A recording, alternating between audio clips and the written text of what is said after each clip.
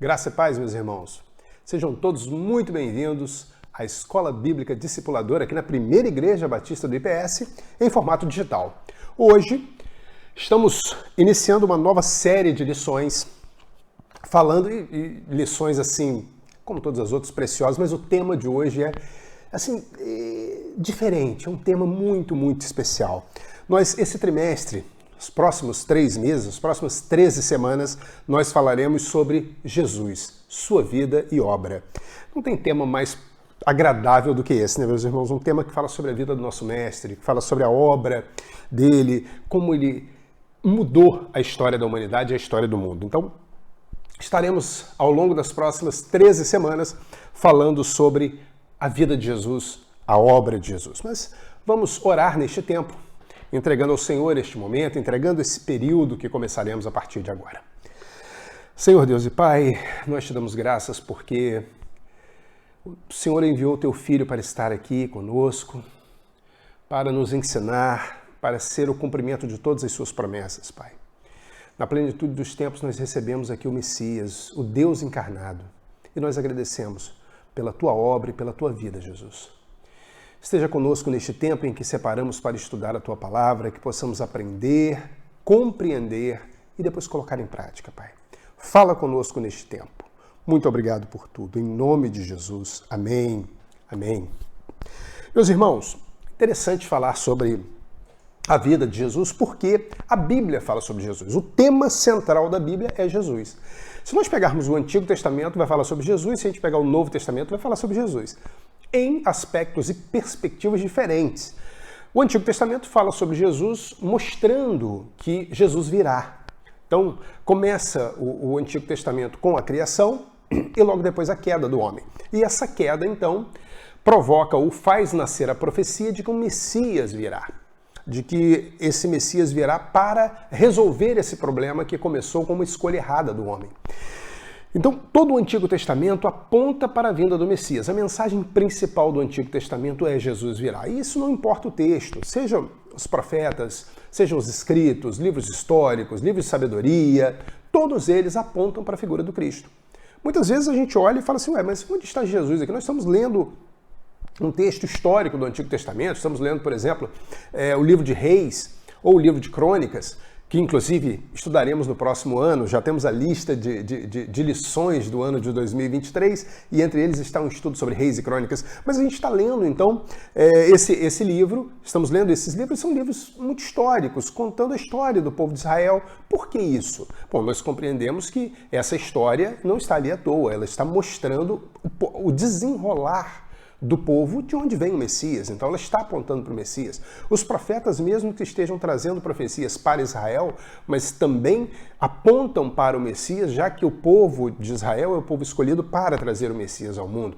Existem profecias que são diretamente falando sobre o Cristo, nós sabemos disso, muitas.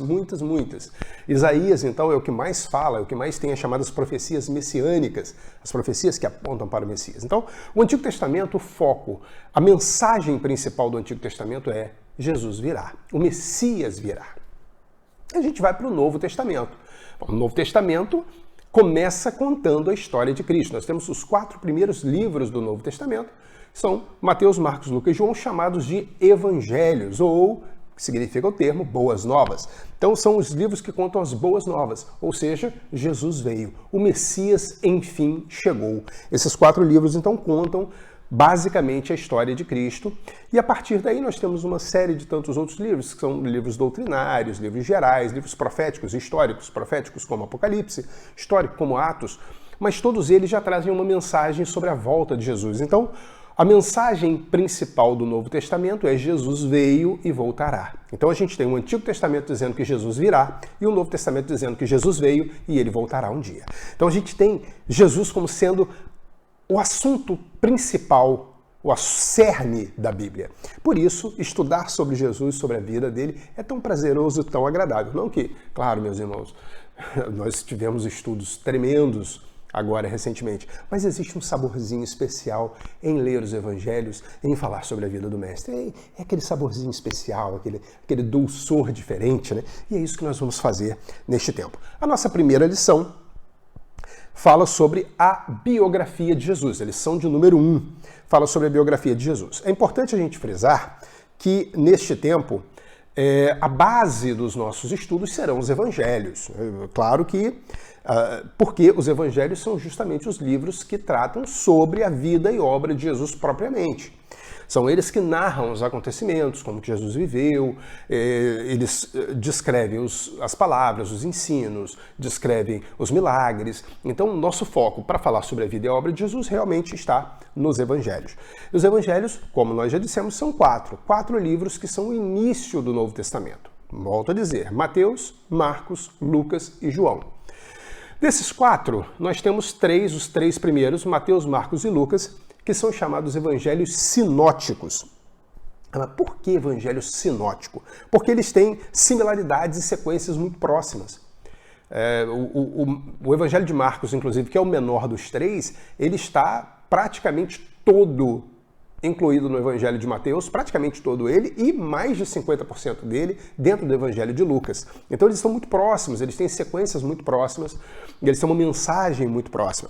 João já é um evangelho diferentão, ele é diferente, ele traz uma outra perspectiva, ele traz uma outra análise, ele traz uma teologia mais apurada, uma teologia mais voltada para Jesus como profeta, para Jesus como Deus encarnado. Ele, então, difere um pouquinho, mas também conta a vida e a obra de Jesus. Então, a gente tem essas características, esses são os elementos principais, os livros que nós estudaremos. É claro que Jesus, como eu disse, é dito ao longo de todo o Novo Testamento. Fala-se dele. A partir do momento em que ele vem, retratado nos evangelhos, a gente tem o livro de Atos, que conta pelo menos os 30 primeiros anos da igreja, que é justamente o maior legado que Jesus deixa, a igreja, porque Jesus deixa como um grande legado as suas palavras, o seu ensino, aquilo que ele traz de ensinamento.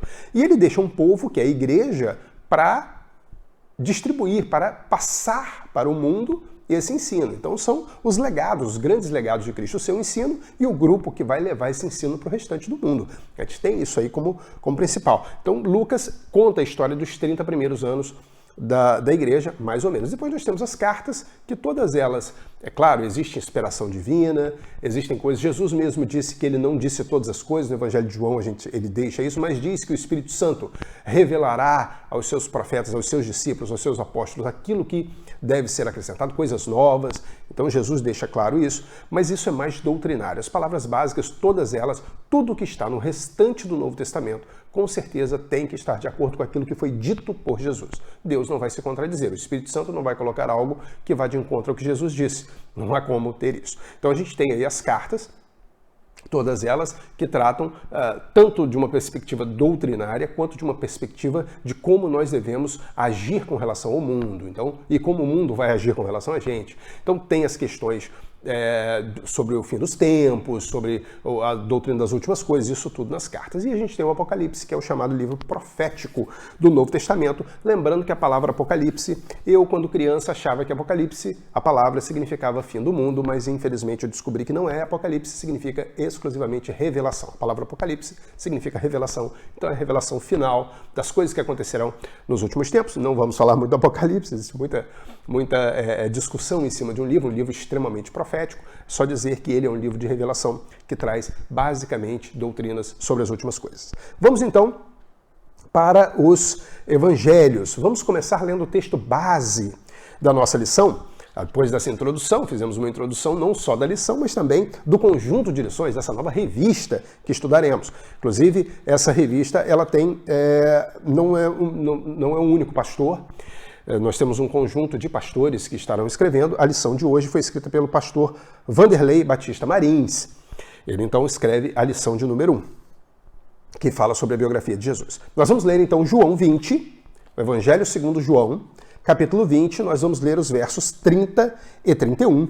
E João 20, 30 e 31 diz assim a palavra de Deus: Jesus realizou na presença dos seus discípulos muitos outros sinais miraculosos que não estão registrados neste livro, mas estes foram escritos para que vocês creiam que Jesus é o Cristo, o Filho de Deus, e crendo tenham vida em seu nome. Então João, dos evangelistas, ele é o que traz o motivo dele ter escrito o Evangelho.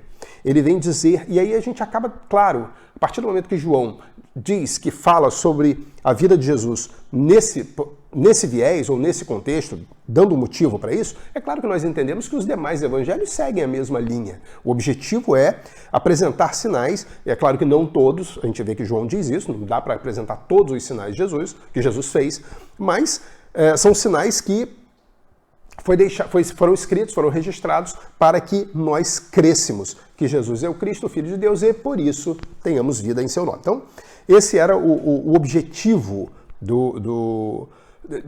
de se escrever o Evangelho, de se registrar a vida de Jesus. É claro que registrar os ensinos também ficam, é algo que é profundo e nós conseguimos perceber isso ao longo das páginas do Evangelho.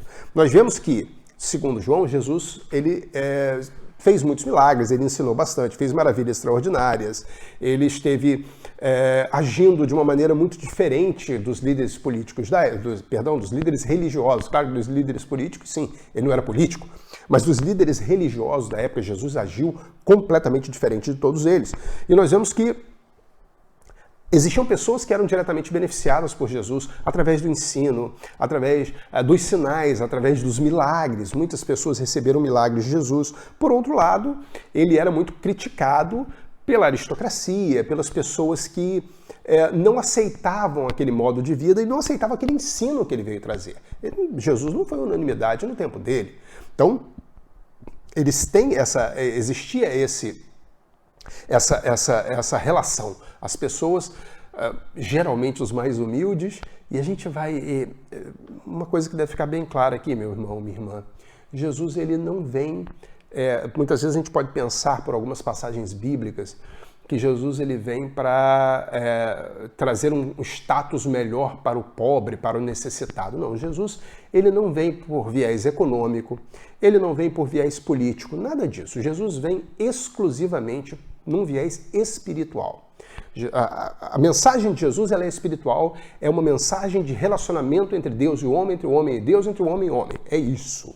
É isso que é a mensagem de Cristo. Aí quando a gente lê Jesus falando e dizendo que os pobres, algumas mensagens que parece que específicas para eles, é porque... E a aristocracia, os ricos não aceitando, Jesus falando coisas do tipo, é difícil um rico, é mais fácil um camelo passar pelo buraco de uma agulha do que um rico entrar no reino do céu. Então, quando a gente vê isso, não é que Jesus está elogiando a pobreza. O que ele quer dizer ali, isso fica bem claro ao longo dos textos, que aquele que é mais pobre deposita mais a sua confiança em Deus e está mais propenso a aceitar a palavra que Jesus veio trazer.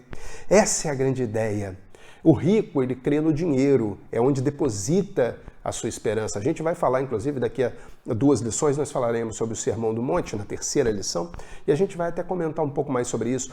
Mas o rico deposita a sua esperança no dinheiro, então para ele é mais difícil ouvir alguém que vem dizer que você tem que amar, que você tem que olhar pelo seu próximo, olhar pelo necessitado. É um discurso mais difícil para essas pessoas. Então, por isso que Jesus, ele age desse jeito. Jesus não está dizendo que exaltando a pobreza em hipótese nenhuma. O que ele exalta sempre é colocar a sua vida diante de Deus e sob o cuidado de Deus. É isso que ele exalta. É isso que ele vem, essa mensagem que ele vem trazer.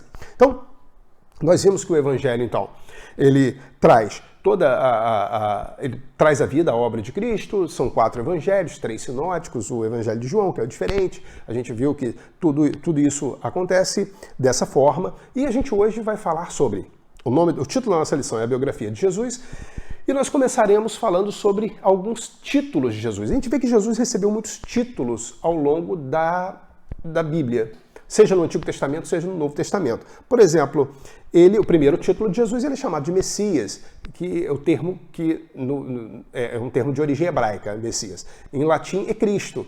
Então, quando a gente fala Jesus Cristo, a gente está falando de Jesus o Messias, porque Cristo é o termo, Christus, né? É o termo que em latim significa Messias, que é um termo do hebraico.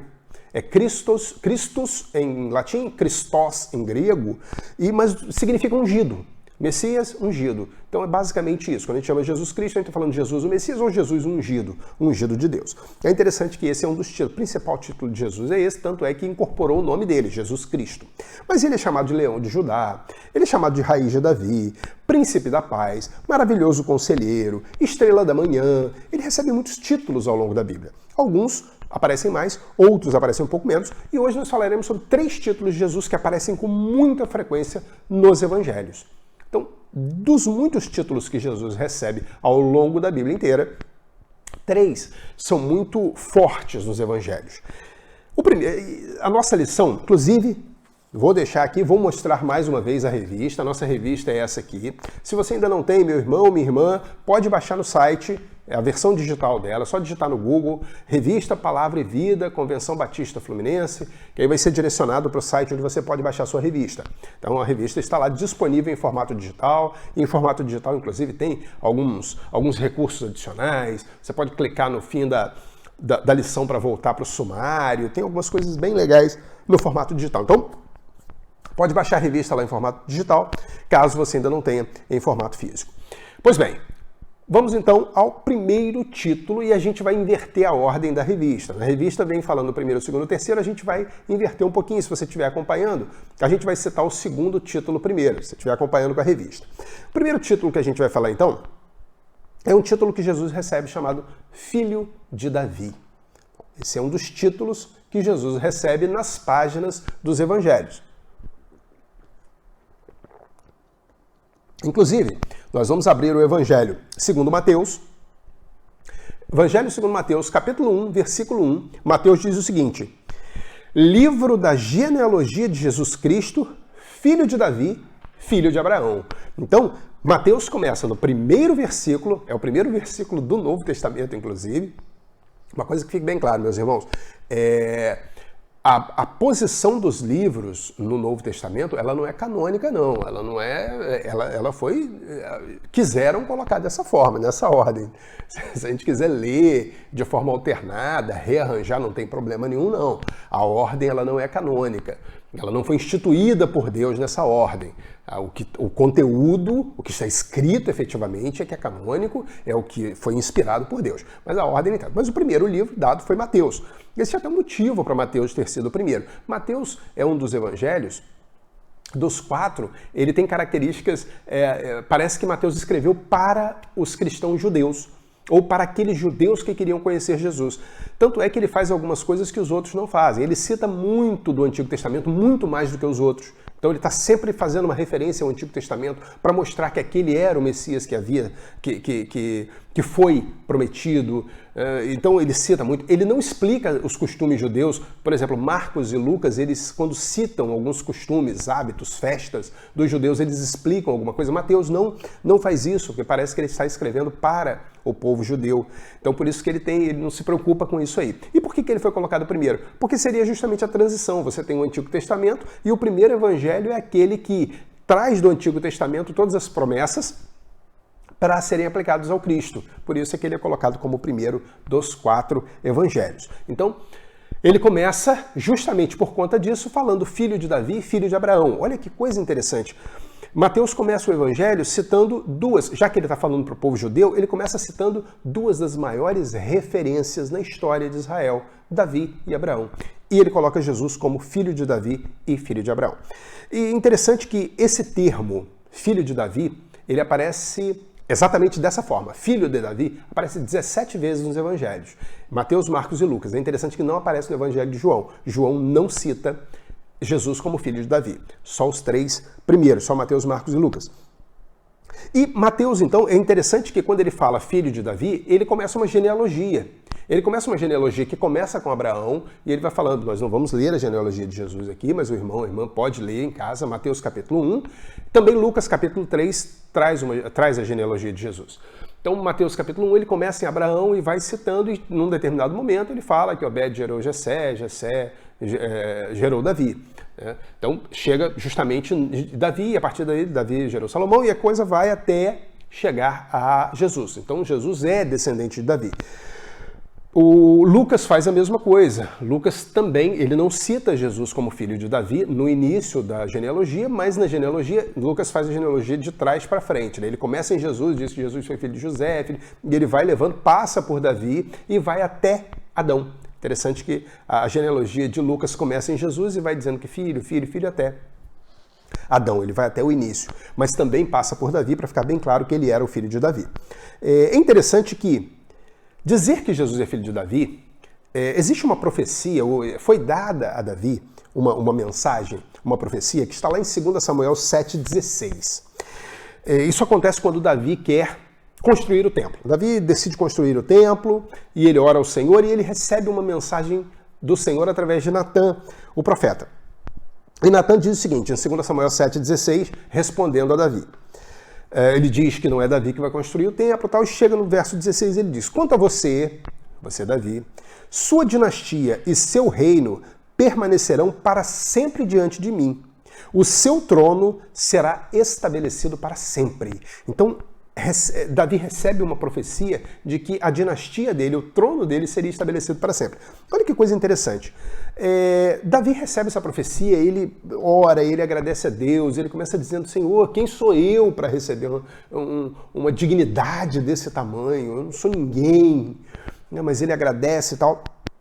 Só que quem lê, a gente lendo a Bíblia, parece que no primeiro momento essa profecia não se cumpre. Porque quando acontece lá no século 6 aproximadamente, entre o século 6 e 7 a.C., Jerusalém é tomada pelos babilônicos. Começa então o cativeiro babilônico a partir daí. Depois do cativeiro babilônico, não existe mais rei em Israel. A gente vê que depois do cativeiro babilônico começa a dinastia grega, depois entra a dinastia romana. Isso é mais história, estou citando só para a gente saber, tá, meus irmãos? Essa aula aqui não é de história, não. Até porque eu não sou professor de história. Mas se a gente pegar, a gente vai ver que começa os babilônicos, depois os gregos, os medos e persas, perdão, os babilônicos, medos e persas, gregos e romanos. Nessa sequência, não há mais rei em Israel. Quando eles são levados cativos para a Babilônia, quando eles voltam, a direção local de Jerusalém passa a ser pelo sumo sacerdote de forma religiosa e para questões da vida civil também. O sumo sacerdote acaba sendo o líder principal e a figura política, o rei, o procurador ou o que quer que seja, é indicado pelo império que está dominando a região no momento. Tanto é que a gente vê que existe uma importância tão grande para o povo na figura do sumo sacerdote que no período chamado intertestamentário, alguns sumos sacerdotes foram colocados pelo líder político. O líder local foi lá e falou: não, eu quero que ele seja o sumo sacerdote, não o outro, porque vai seguir o que eu quero. É por aí, dada a importância, e algumas rebeliões aconteceram por causa disso. Pois bem, essa questão toda é porque não há mais rei em Israel. Ou seja, nós sabemos que o sumo sacerdote não é da dinastia de Davi, porque inclusive eles são de outra tribo, eles vêm da tribo de Levi. Davi é descendente da tribo de Judá, a gente vê Jesus também, por conta disso. Então não há mais rei em Israel. Como então explicar o que acontece? Bom, a gente consegue explicar isso percebendo que o real cumprimento dessa profecia não está nos filhos biológicos e na linhagem biológica de Davi, e sim na figura do Cristo, na figura de Jesus. Olha o que Lucas registra lá no Evangelho segundo Lucas, capítulo 1, versos 31 a 33. Ele está falando aqui justamente sobre o momento em que Gabriel aparece para Maria e vai dizer para Maria que ela vai ficar grávida e ela vai dar à luz a um filho. E ele diz o seguinte, Lucas 1, 31 a 33. Você ficará grávida e dará à luz a um menino, e lhe porá o nome de Jesus. Ele será grande e será chamado Filho do Altíssimo. O Senhor Deus lhe dará o trono de seu pai Davi, e ele reinará para sempre sobre o povo de Jacó. Seu reino jamais terá fim. Então, a gente vê que nesse momento, a profecia está se cumprindo. A profecia que foi dada a Davi não está na descendência biológica dele exclusivamente, até porque Jesus era um descendente dele, mas está na figura do Cristo. E a gente vai perceber isso quando a gente percebe que Jesus ele vem trazer a imagem do reino. A gente vê que o reino de Israel está desgastado. Naquele momento em que Jesus vem, politicamente ele está sob domínio de Roma, e inclusive eles esperam um líder político para subverter essa ordem. Mas Jesus não vem falar isso. A gente vê, por exemplo, Mateus 3, 1 e 2, olha o que acontece. Mateus registra o seguinte: Mateus 3, versos 1 e 2. Naqueles dias surgiu João Batista, pregando no deserto da Judéia. João aparece em todos os evangelhos, né? João é a figura que aparece nos 4 evangelhos. Ele dizia: arrependam-se porque o reino dos céus está próximo. Opa, então João vem dizer que o reino dos céus está próximo. Olha aí. Então, João vem trazendo essa mensagem. Olha o que Mateus diz, novamente Mateus, mas no capítulo seguinte, capítulo 4, verso 17. Jesus, depois de ser batizado e ser tentado no deserto, olha o que Mateus diz. Daí em diante, depois dele ter sido batizado e tentado no deserto, Jesus começou a pregar: arrependam-se, pois o reino dos céus está próximo. Então Jesus veio instituir um reino. Ele veio instituir um reino. Agora, ele é o que nesse reino? Qual é a função desse reino? Dele nesse reino? Qual é a função? Aí a resposta está em João 18, de 33 a 36. Jesus ali já está sendo entregue, ele está diante de Pilatos para ser interrogado, já foi entregue, já está quase no seu momento de sacrifício, e ele começa a ter uma conversa com Pilatos. Então, João 18, 33 a 36, Pilatos, então, voltou para o pretório, chamou Jesus e lhe perguntou: você é o rei dos judeus? E aí Jesus vira para ele e fala assim: essa pergunta é sua ou outros falaram a meu respeito? E aí Pilatos disse: acaso sou judeu? Foram o seu povo e os chefes dos sacerdotes que entregaram você a mim. O que você fez? Disse Jesus: o meu reino... Opa, Jesus se assume como rei, né? O meu reino não é deste mundo. Se fosse, os meus servos lutariam para impedir que os judeus me prendessem. Mas agora, o meu reino não é daqui. Opa, então a gente consegue perceber, a partir daqui, desse momento, que esse reino é um reino eterno. É um reino que não terá fim. O reino que foi prometido a Davi não é um reino no plano físico-político, mas é um reino no plano espiritual. A gente vê, inclusive, que Jesus ele declara isso de forma clara aqui em João. A gente vê isso. E Jesus, quando a gente olha, por exemplo, um texto como Romanos 1, de 1 a 3, olha o que Paulo diz. Paulo, servo de Cristo Jesus, chamado para ser apóstolo, separado para o evangelho de Deus, o qual foi prometido por ele de antemão, por meio dos seus profetas nas escrituras sagradas, acerca de seu filho, que como homem era descendente de Davi. Então nós percebemos que Paulo conseguiu compreender isso também. Que existia um reino, Jesus era descendente de Davi, ele está escrevendo aos romanos aqui, Jesus é descendente de Davi, e isso mostra o termo, quando fala, né, que ele é filho de Deus, descendente de Davi, isso está mostrando ao mesmo tempo a sua humanidade e a sua divindade. Isso também mostra isso. A gente vê que em Mateus 22, 42, por exemplo, Jesus ele começa tentando explicar para o povo por quê. Olha o que acontece. Mateus 22, 42. O que vocês pensam a respeito do Cristo? De quem ele é filho? É filho de Davi, responderam eles. Dá para perceber aqui, meus irmãos, uma coisa muito interessante, que Jesus, quando ele começa essa conversa, ele está perguntando ao povo, de quem o Messias é filho? Quem vocês pensam a respeito do Cristo, do Messias? Ele é filho de Davi. Então parece que o povo está realmente esperando um Messias como sendo um líder político. Quando dizem é filho de Davi, não estão fazendo uma referência espiritual aqui. Estão fazendo uma referência política de um rei que vai surgir, que vai libertar o povo do domínio romano e tal. Até porque existe uma questão muito interessante que está lá em Isaías 11, de 1 a 5. Olha o que Isaías diz. Isaías 11, de 1 a 5. Um ramo surgirá do tronco de Jessé, e das suas raízes brotará um renovo. O Espírito do Senhor repousará sobre ele, o Espírito que dá sabedoria e entendimento, o Espírito que traz conselho e poder, o Espírito que dá conhecimento e temor do Senhor. E ele se inspirará no temor do Senhor. Não julgará pela aparência, nem decidirá com base no que ouviu, mas com retidão julgará os necessitados. Com justiça tomará decisões em favor dos pobres. Com suas palavras, como se fosse um cajado, ferirá a terra. Com o sopro de sua boca matará os ímpios. A retidão será a faixa do seu peito e a fidelidade o seu cinturão. E aí a gente vê, nesse texto, como Isaías vem falando sobre um descendente de Jessé, um ramo surgirá do tronco de Jessé, brotará um renovo. Um povo que estava prestes a ser levado como cativo, já sofrendo uma série de problemas de pressão internacional política, olhou isso e falou, vai vir um rei, um novo rei vai surgir. Um novo rei vai vir para libertar a gente. E esperavam isso aí, baseado nessa profecia também. Então, só que Mateus 22, 43 a 45, meus irmãos, olha que passeio a gente está fazendo pela Bíblia, um passeio tremendo para poder compreender o termo filho de Davi para Jesus. Olha o que está escrito em Mateus 22, 43 a 45, que é Jesus explicando o sentido espiritual do reino. Olha só.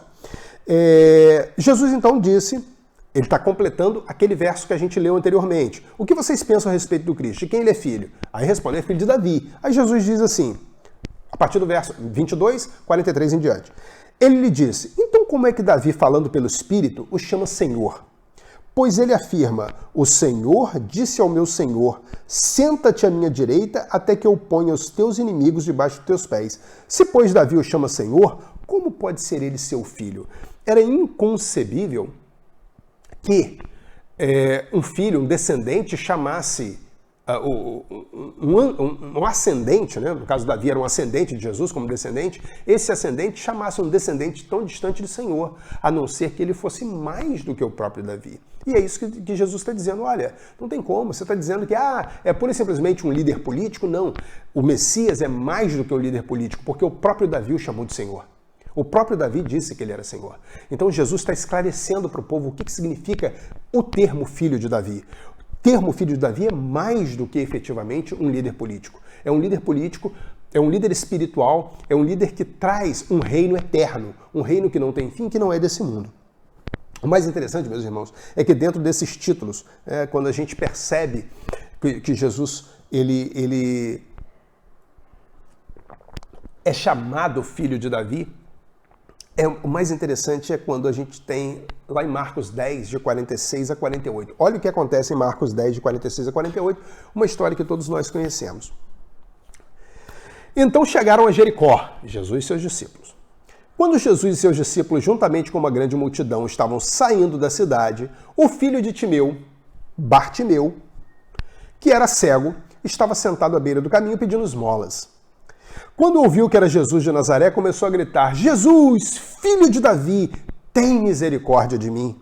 Muitos o repreendiam para que ficasse quieto, mas ele gritava ainda mais, filho de Davi, tem misericórdia de mim. Meus irmãos, isso é de uma singeleza, isso é de uma profundidade. Meus irmãos, a Bíblia fala que Bartimeu, primeiro que Bartimeu não tinha nome. Bartimeu significa filho de Timeu. Bar significa filho, né? Então Bartimeu significa filho de Timeu, só isso. Ele não tinha nome, ele era conhecido como cego filho de Timeu, só. Ele era conhecido dessa forma. E a gente vê que esse homem cego conseguiu ver aquilo que muitos outros não viram, aquilo que os líderes espirituais da época, que se achavam os totalmente poderosos, conhecedores das Escrituras, eles não conseguiram ver que Jesus era o filho de Davi e esse reino era um reino espiritual. Sabe por quê, meus irmãos, que a gente consegue ver isso? Porque a Bíblia fala que Bartimeu era cego, ele não tinha nenhuma doença mental, né? Lógico que não, ele era só cego. Por que alguém vai pedir a um rei político para curar a sua cegueira? Será que um rei pode curar a cegueira de alguém? Hoje em dia, se trouxer, será que um presidente pode curar a cegueira de alguém? Não, não pode. Mas Bartimeu está pedindo ao filho de Davi que tivesse misericórdia, que tivesse compaixão dele, que o curasse da sua cegueira. Então ele viu no filho de Davi o verdadeiro sentido espiritual do título. Olha que coisa tremenda, meus irmãos. Olha que coisa tremenda. O cego conseguiu ver aquilo que os que enxergavam não conseguiram. Olha que coisa tremenda. E a gente ainda vê em Mateus 15, 21 a 22, uma estrangeira dizendo uma coisa. Saindo daquele lugar, Jesus retirou-se para a região de Tiro e de Sidom. E uma mulher cananeia natural dali veio a ele gritando, Senhor, filho de Davi, tem misericórdia de mim. Minha filha está endemoniada e sofrendo muito. Da mesma forma, meu irmão, minha irmã, quem pediria a um rei político, a um rei humano, para tirar o demônio da filha? Ninguém. É claro que quando você faz isso, você está vendo ali um rei espiritual. E é isso que está acontecendo. Então a importância do título Filho de Davi para Jesus é mostrar a majestade dele, que ele é Deus e que ele é rei. E também, além da majestade que nós vimos, é mostrar que, através da descendência, nós conseguimos mostrar pela descendência de Jesus que o plano de Deus, O Messias foi prometido desde o início dos tempos e o plano de Deus nunca se atrasou, nunca falhou, ele sempre andou como tinha que andar. Existe uma linha que leva isso, segundo Lucas, principalmente, vai de Adão até Jesus. E essa linha é o plano de Deus. Por mais que a gente parece, lendo a Bíblia, parece que aqui Deus não está agindo, Deus agiu durante todo o tempo para a vinda do Messias. A gente consegue perceber isso de forma muito clara e o título Filho de Davi mostra isso muito bem. Existe uma ascendência, existe um caminho familiar, existe toda uma estrutura que leva e mostra que Deus não acordou um dia de manhã, é claro que isso é uma forma de falar, né, meus irmãos? Deus não vai acordar. Mas Deus acordou, eu acho que hoje eu vou mandar o Jesus para lá. Filho, vai lá. Não foi assim. A coisa foi trabalhada e foi muito bem feita. E Deus esteve no comando de tudo, desde o início, ininterruptamente, em nenhum momento ele se perdeu. Bom, nós vemos que, do título Filho de Davi, Jesus não costumava se tratar como filho de Davi. Ele não tem esse hábito. Mas em Apocalipse 22:16 ele diz, eu, Jesus, lá no finalzinho da Bíblia, Apocalipse 22:16, eu, Jesus, enviei o meu anjo para dar a vocês esse testemunho concernente às igrejas. Eu sou a raiz e o descendente de Davi e a resplandecente estrela da manhã. Jesus, então, assume para si, e aqui, já na posição de rei, já glorificado, assentado no seu trono celestial eterno, ele se coloca como o filho de Davi, o descendente de Davi. Mas esse não é o único título que nós vamos falar nesse tempo. Existe um segundo título que é o chamado Filho do Homem. Já vimos Filho de Davi, agora Filho do Homem, que é o título que Jesus mais usa para si mesmo. Interessante que essa expressão, Filho do Homem, exatamente essa expressão, ela aparece 73 vezes nos evangelhos, nos 4 evangelhos. Não em cada um, né mesmo? Somando todos. 73 vezes aparece nos evangelhos. E é, como disse, aquele que Jesus mais usa para si mesmo. Então, o título que Jesus... a primeira vez que ele usa, inclusive, está em Mateus 8:20. Um escriba chega para Jesus e fala, mestre, eu seguirei por onde for. Mateus 8:20, Jesus então responde, as raposas têm suas tocas e as aves do céu têm seus ninhos, mas o Filho do Homem não tem onde repousar a sua cabeça. Então, a primeira vez que Jesus, aqui no Evangelho, se trata e se coloca como o Filho do Homem. Mas por que Filho do Homem? Da onde que vem essa expressão Filho do Homem? Por que Jesus se coloca como Filho do Homem? A gente encontra a resposta a isso lá em Daniel. Profeta Daniel, Antigo Testamento. Daniel 7, 13 e 14. Olha o que Daniel diz. Eu estava olhando nas minhas visões da noite, e eis que vinha com as nuvens do céu um como Filho do Homem. E dirigiu-se ao ancião de dias e o fizeram chegar até ele. Foi-lhe dado domínio e glória e o reino, para que os povos, nações e homens de todas as línguas o servissem. O seu domínio é domínio eterno, que não passará, e o seu reino jamais será destruído. E aí a gente vê que Daniel tem uma visão e ele cita exatamente, vindo nas nuvens como filho do homem. Ele fala exatamente sobre isso. E a gente vê que quando Jesus se intitula Filho do Homem, é claro que ele está fazendo uma alusão a essa profecia de Daniel, mas com muito cuidado. Ele é muito cauteloso com relação a isso, porque se ele se intitula Filho do Homem nessa versão, ou nessa visão que Daniel traz, ele pode ser taxado de herege, a gente vai ver isso, que isso realmente chega a acontecer. Então ele vai com muita cautela, porque quando fala Filho do Homem, ele pode estar falando efetivamente o que Daniel disse, ou ele pode estar fazendo uma referência que é filho de um homem, é um ser humano, como outro qualquer. Ele pode estar agindo dessa forma. Mas a gente percebe que não é essa a questão, a gente percebe mais à frente um pouquinho. Quando Jesus, então, lá em Marcos 14, 61 a 64, responde ao sumo sacerdote, aí a gente compreende exatamente o que Jesus quis dizer quando falou que ele era o Filho do Homem. Olha o que acontece. Marcos 14, 61 a 64. Ele, porém, guardou o silêncio e nada respondeu. Tornou a interrogá-lo o sumo sacerdote e lhe disse, és tu o Cristo, o Filho de Deus bendito? Jesus respondeu. Antes de dizer o que Jesus respondeu, há uma coisa muito interessante que acontece no Evangelho de Marcos. Marcos, no Evangelho existe o chamado segredo messiânico no Evangelho de Marcos. Sempre que Jesus faz alguma coisa, que Jesus ele faz um milagre, ele está sempre falando assim, não conta para ninguém. Aí alguém fala, você é o Messias. Não fala isso para ninguém. Existe um segredo ali. Mas nesse momento, o segredo é revelado. O sumo sacerdote então pergunta: tu és o Cristo, filho de Deus bendito? E ele responde: eu sou. E vereis o Filho do Homem assentado à direita do Todo-Poderoso e vindo com as nuvens do céu. Bom, meus irmãos, aqui, além de ele dizer que ele é Filho de Deus Altíssimo, ele faz alusão direta ao texto de Daniel que a gente leu, porque Daniel fala exatamente isso. Eu estava olhando nas minhas visões da noite e eis que vinha com as nuvens do céu um como o Filho do Homem. Então Jesus está falando exatamente o que Daniel disse. Ele está dizendo para o sumo sacerdote: a profecia de Daniel é para mim, está se cumprindo em mim. Sou eu que sou o Filho do Homem. O que eu quis dizer com o Filho do Homem é isso. E aí, na hora, o sumo sacerdote grita, rasga as suas vestes e diz: que mais necessidade temos de testemunhas? Ouvistes a blasfêmia, o que vos parece? E aí, todos julgaram como réu de morte. E aí Jesus é condenado à morte por conta disso. A gente vê, então, que esse título, como Filho do Homem, ele mostra, ele é uma profecia direta de Daniel, que ultrapassou séculos. Daniel, pelo Espírito Santo, conseguiu ver séculos depois dele, na figura do Cristo, aquele que veio sobre as nuvens e cumpre tudo isso aqui, e faz uma analogia direta com o filho de Davi, com o termo filho de Davi, porque ele diz que o domínio é eterno e não passará, e o seu reino jamais será destruído. São os dois títulos, então, se complementando. E a gente vê que em Atos 7, 55 e 56, não é só Jesus que fala isso sobre si mesmo. Quando, no finalzinho da vida de Estevão, quando ele faz a defesa do Evangelho, que ele está pregando, ele é inquirido, né? Estevão é inquirido pelo sumo sacerdote, pelos fariseus, pelos judeus em geral, né? Pelos judeus.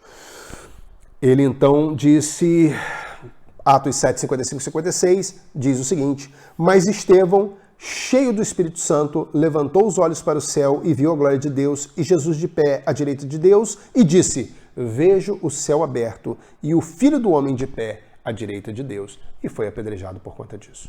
Eles tapam os ouvidos e levam ele para fora. E é terrível, porque aqueles homens que fazem isso com ele são aqueles que deveriam ter percebido desde o início que Jesus é. As profecias apontavam para Jesus. Nós vimos que vieram pessoas de outras nações que conseguiram ver nas profecias, como os magos do Oriente, e conseguiram chegar até Jesus. Mas o sumo sacerdote, que era o profundo conhecedor da lei, não conseguiu fazer isso. Então a gente vê que Jesus, como filho de Davi, como o Filho do Homem, ele está ali sendo cumprida uma profecia. E qual a importância de Jesus ser Filho do Homem? Primeiro, é claro, há a profecia que está sendo cumprida. Por que esse título é importante? Há uma profecia sendo cumprida, mas também mostra a humanidade de Cristo, porque ser Filho do Homem também tem um sentido da humanidade, da humilhação que ele sofreu desde o início. Jesus ele foi humilhado desde o nascimento. Ele nasceu numa estrebaria. Ele é levado para... Quem vai... As primeiras pessoas a visitá-lo são pastores, que são pessoas muito mal vistas na época. Estavam guardando rebanhos. Existem relatos da época que dizem que os pastores eram muito mal vistos. São essas pessoas que vão ver Jesus. É interessante que os magos não veem Jesus na estrebaria, tá, meus irmãos? Aquele presépio que a gente vê muitas vezes no Natal, que tem lá Jesus, Maria, José, os pastores e os magos. Não, se a gente olhar direitinho lá no texto de Mateus, que é o que fala sobre os magos, diz que eles encontraram o menino em casa. Então, os magos encontram ele em casa, não é lá na estrebaria. Ali estão os pastores, os animaizinhos, né? Provavelmente Jesus, Maria e José. Então a gente tem isso aí. Mas então mostra que Jesus foi humilhado desde o início, mas depois ele é traído, ele é preso, ele é morto. Então isso mostra, a humanidade de Jesus mostra que ele passa por tudo isso, mas também mostra um aspecto muito, por outro lado, um aspecto positivo, porque o fato dele ser humano traz a certeza da ressurreição, a certeza da ascensão gloriosa e também a promessa da sua volta. Porque se ele fosse só Deus, ele não teria morrido. Olha que coisa interessante. E aí a gente vê Paulo falando em 1 Coríntios 15, 16 e 19, quando Paulo defende a ressurreição. Porque se os mortos não ressuscitam, também Cristo não ressuscitou. E se Cristo não ressuscitou, é vã a vossa fé, e ainda permaneceis nos vossos pecados. E ainda mais, os que dormiram em Cristo pereceram. Se a nossa esperança em Cristo se limita apenas a esta vida, somos os mais infelizes de todos os homens. Jesus ser o Filho do Homem e apresentar sua humanidade significa esperança para nós. Nós vimos então dois títulos de Jesus, Filho de Davi, Filho do Homem, mas tem um terceiro título que é também muito citado nos Evangelhos, onde Jesus é chamado Filho de Deus.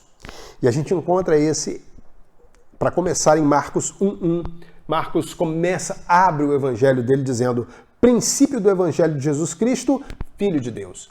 Então Marcos começa trazendo a divindade de Jesus, Jesus como Filho de Deus. É um termo que aparece 24 vezes nos 4 evangelhos, mas é interessante o seguinte, meus irmãos.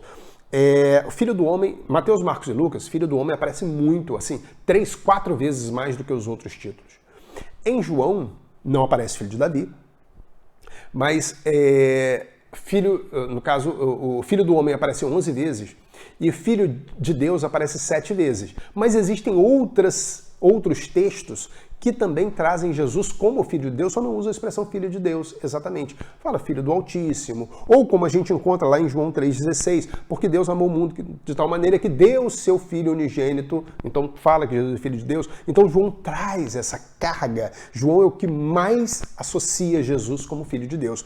O que é uma coisa que João traz muito isso, mas Jesus no evangelho, no ministério dele, ele se apresentar como Filho de Deus, assim, não, eu sou Filho de Deus, tal, ao longo do ministério, isso poderia trazer uma morte prematura antes, né? Porque ser filho tem uma importância muito grande. Quando ele diz que é filho, ele está mostrando que ele é igual a Deus, ele está mostrando que ele é Deus também. É isso que ele está dizendo quando ele fala Filho de Deus, Filho do Altíssimo, ou alguma coisa assim. Mas Jesus, ele deixa claro isso. Ele, por exemplo, em João 10:30, ele diz: eu e o Pai somos um. Isso é uma palavra muito forte, isso caiu muito mal, mas ainda não foi aquela derradeira, mas isso foi algo muito forte. Jesus, ele se declara como sendo Deus e como Filho de Deus, dizendo: eu e o Pai somos um. Ele chama Deus de Pai por diversas vezes. A gente vai ver também, quando ele começa a oração do Pai Nosso, é Pai Nosso que está no céu. Ele está se colocando também como Filho de Deus. O que a gente tem que ter em mente é o seguinte, que dizer que Jesus é Filho de Deus não está falando tanto sobre a eternidade de Jesus. É claro que fala também, fala sobre a divindade, a eternidade, mas também está falando que Deus entrou no tempo. Olha que coisa interessante. Deus, que é a figura atemporal, ele se coloca, ele vem e passa a habitar corporalmente no tempo. Então, é a presença de Deus no mundo, é a presença de Deus no tempo. A gente vê isso em João 3,16, porque Deus amou, 16:17, porque Deus amou muito de tal maneira que deu o seu único filho, o seu filho unigênito, para que todo aquele que nele crê não pereça, mas tenha vida eterna. Ele enviou o seu filho ao mundo, Deus enviou o seu filho ao mundo, não para que julgasse o mundo, mas para que o mundo fosse salvo por ele. Então Deus envia Jesus ao mundo. O Deus é a própria figura do próprio Deus, é a presença de Deus ali no tempo. Então a gente vê que Jesus, ele se coloca como Filho de Deus nesses dois textos que a gente falou. Em João 10 ele fala, eu e o Pai somos um. Em João 3,16 ele diz, Deus amou o mundo de tal maneira que deu o seu Filho. Os discípulos também viam isso. A gente vê em Atos 9:20 que Paulo, logo que ele se converte, ele sai pregando nas sinagogas e ele diz o seguinte, logo pregava, Atos 9:20, e logo pregava nas sinagogas, depois de ter se convertido, pregava a Jesus afirmando que este é o Filho de Deus. Então, assim que Paulo se converte, ele já começa pregando que Jesus é o Filho de Deus. Em Mateus 3:16-17, a gente vê que o próprio Deus chama Jesus de Filho, olha só. Mateus 3:16-17, logo depois do batismo. Assim que Jesus foi batizado, saiu da água. Naquele momento os céus se abriram, e ele viu o Espírito de Deus descendo como pomba e pousando sobre ele. Então uma voz dos céus disse, este é o meu Filho amado, em quem me agrado. Então o próprio Deus coloca Jesus como sendo filho dele. Há essa experiência. Não é Jesus que está dizendo, eu sou filho de Deus. Não, o próprio Deus coloca Jesus como filho. E a gente vê que existem características muito interessantes nesse ministério de Cristo, ele sendo filho de Deus. A gente vê que em Filipenses 2, de 5-8, existe uma passagem muito forte que fala sobre isso, que diz o seguinte, Filipenses 2, 5-8. Seja a atitude de vocês a mesma de Cristo Jesus, que, embora sendo Deus, não considerou que o ser igual a Deus era algo a que devia apegar-se, mas esvaziou-se a si mesmo, vindo a ser servo, tornando-se semelhante aos homens. E, sendo encontrado em forma humana, humilhou-se a si mesmo e foi obediente até a morte, e morte de cruz. Então está falando justamente sobre o Filho renunciar à glória de Deus, de ser Deus, para ter uma vida humana, para viver aqui entre nós. A gente vê que Pedro, além de Jesus ele ter se esvaziado da glória de Deus, a gente vê que Jesus, ele mesmo sendo Deus e mesmo sendo homem, como nós vimos quando ele disse que é filho do homem, ele não tinha pecado. Isso é uma característica de Jesus. Então, 1 Pedro 2, de 21 a 22, Pedro diz o seguinte: porquanto para isto mesmo fostes chamados, pois que também Cristo sofreu em vosso lugar, deixando-vos exemplo para seguirdes os seus passos, o qual não cometeu pecado, nem dolo algum se achou em sua boca. Então Pedro vem dizendo, olha, ele era Deus, a gente vê na Bíblia que ele era Deus, mas mesmo assim ele foi homem e não houve pecado algum, ele não se achou dolo em sua boca. E qual foi o ministério, qual foi o principal motivo de Jesus ter vindo, dele ter deixado a sua glória para ser homem? A resposta está lá em 2 Coríntios 5, 18 e 19, onde Paulo diz o seguinte, quando ele fala sobre o ministério da reconciliação. Ora, tudo provém de Deus que nos reconciliou consigo mesmo. Olha que interessante, que Deus que nos reconciliou consigo mesmo. A gente não se reconciliou com Deus. É Ele quem nos reconcilia com Ele. Então, ora, tudo provém de Deus que nos reconciliou consigo mesmo por meio de Cristo e nos deu a nós, aí nos deu o ministério da reconciliação. A saber, que Deus estava em Cristo reconciliando consigo o mundo, não imputando aos homens as suas transgressões, e nos confiou a palavra da reconciliação. Então, Jesus ele vem para reconciliar o homem com Deus. Então, Jesus se coloca como sendo Deus. Ele se coloca Deus. E aí, qual a importância desse título ser filho de Deus? Qual a importância desse título? A principal importância, meus irmãos, de Jesus se dizer filho de Deus, é mostrar para nós que não foi um igual que nos trouxe a salvação. Porque senão a gente seria salvo por alguém que saberia nadar. Né? A gente estivesse afogando, a gente seria salvo por alguém que saberia nadar, mas talvez não nadasse tão bem também, porque sendo ser humano, poderia pecar e cair assim como nós. Mas a gente vê que o único que poderia realmente pagar a dívida que nós contraímos era o próprio Deus. Então Jesus, quando se diz filho de Deus, ele está mostrando que ele era o único que poderia pagar a dívida e ele assim o fez. Ele veio e pagou a dívida no nosso lugar. Foi o próprio Deus quem encarnou e se fez pecado por nós. E além disso, uma outra característica que nós vemos quando chamamos e entendemos que Jesus era o Filho de Deus é que vemos, como Pedro disse, assim como ele não pecou, nós também devemos buscar não pecar. Jesus era Deus, mas também era homem. Então nós devemos buscar, e isso faz parte desse título dele ser Filho de Deus. Nós devemos buscar ter uma vida santa, uma vida reta e uma vida sem pecado. Nós vimos então na lição de hoje, meus irmãos, os 3 títulos que Jesus recebe no Novo Testamento. Nós vamos encerrar deixando aqui a mensagem do pastor Vanderlei, que está na nossa lição, encerrando aqui, para pensar e agir. Ele diz o seguinte: a biografia de Jesus mostra a sua humanidade, a sua divindade e evidencia a sua missão. A presença de não-judeus na genealogia de Jesus, pessoas que cometeram falhas e até graves erros, mas que tiveram experiência com Deus e mudaram, mostra que o Senhor não faz acepção de pessoas, que não são pelos méritos humanos e sim por graça divina que as coisas acontecem. A vida de Jesus é expressiva, vai muito além da questão da longevidade. Ela evidencia a essência, qualidade, modalidade nova, vida plena que emana da graça mediante a fé. O que reflete a missão de Cristo como Cordeiro de Deus que tira o pecado do mundo, como está em João 1,29. Jesus é vida que opera vida, algo evidente nos muitos milagres por ele realizados que davam testemunho da sua deidade, ou da sua divindade, ou do fato de ele ser Deus. Em João 14,6, a palavra reflete o seu testemunho. Jesus é vida que gera vida e conduz a vida. Nós vamos orar neste momento, agradecendo por tudo que o Senhor tem feito, agradecendo por Jesus ter vindo ao mundo, ter sido filho do homem, filho de Davi e filho de Deus ao mesmo tempo, para nos trazer salvação, esperança, graça, misericórdia. Senhor Deus e Pai, nós agradecemos porque o Senhor é bom em todo tempo, porque a Tua misericórdia dura para sempre, Pai. Obrigado por tudo, obrigado por este tempo, obrigado porque o Senhor está conosco, obrigado pelo Teu Filho que veio ao mundo, morreu em nosso lugar, Pai. Que possamos nesse tempo aprender mais sobre Ele, sobre Sua vida, Sua obra e colocar em prática, viver como Ele viveu. Muito obrigado por tudo. Perdoa as nossas falhas, Pai. Nos ajuda a sermos cada vez melhores. Que possamos colocar em prática tudo aquilo que aprendemos. Recebe e continua a receber o nosso culto, a nossa adoração. Em nome de Jesus. Amém. Amém. Na próxima lição, então, falaremos sobre palavras marcantes, a lição de número 2. Iremos falar sobre as palavras marcantes, como foi o ministério de ensino de Jesus. Eu aguardo você, meu irmão, aguardo você, minha irmã. Um grande abraço e até lá.